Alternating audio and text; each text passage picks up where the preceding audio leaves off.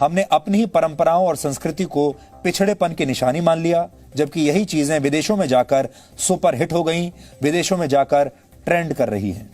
प्राचीन काल से भारत में योग जीवन का बहुत महत्वपूर्ण हिस्सा है, लेकिन भारतीयों ने इसे तब अपनाया जब योग योगा हो गया।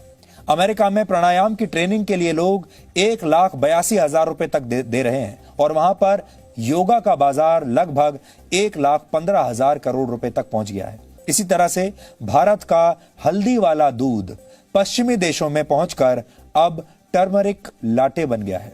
इटालियन भाषा में लाटे का मतलब होता है दूध, यानी इसका मतलब भी वही है, हल्दी वाला दूध। तो हल्दी वाला दूध जब आपको यहां भारत में बताया जाएगा तो आप उसकी कद्र नहीं समझेंगे, लेकिन जब यह कहा जाएगा कि आप टर्मरिक लाटे पी लीजिए तो आप मुंह मांगा पैसा देकर उसे खरीदेंगे।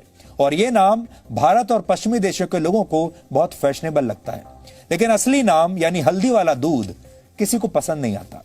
लेकिन जैसे ही यह फैशनेबल होकर टर्मरिक लाटे बनता है तो लोग इसकी मुंह मांगी कीमत देते हैं। आजकल भारत समेत कई देशों में आपको टर्मरिक लाटे आसानी से मिल जाएगा और बड़ी बड़ी मल्टीनेशनल कंपनियां जो इससे पहले आपको कॉफी बेचा करती थीं, अब अपने आउटलेट्स में टर्मरिक लाटे भी बेच रही हैं। यह अमेरिका और ब्रिटेन में एक लोकप्रिय ड्रिंक बन चुका है और वर्ष 2025 तक पूरी दुनिया में हल्दी का बाजार 14,500 करोड़ रुपए से ज्यादा का होने की उम्मीद है। भारत के गांवों में टूथब्रश के बदले नीम के दांतों का प्रयोग अक्सर किया जाता है और वहां यह बिल्कुल मुफ्त में मिलता है, लेकिन विदेशों में इसे च्यू स्टिक्स का नाम दिया गया है और इसकी कीमत 200 रुपए तक होती है। आपने अपने बुजुर्गों को अक्सर गांव में चारपाई का इस्तेमाल करते हुए जरूर देखा होगा। हमारे गांव में आज भी आपको चारपाइयां मिल जाएंगी।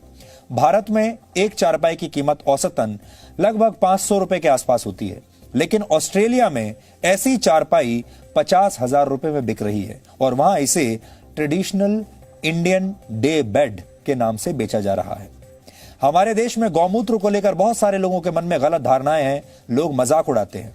पेट संबंधी बीमारियों में आयुर्वेद गौमूत्र के सेवन की सलाह देता है और कई गंभीर बीमारियों में भी यह फायदेमंद होता है। और अब विदेशी कंपनियों ने इसी गौमूत्र के 7 पेटेंट्स हासिल कर लिए हैं।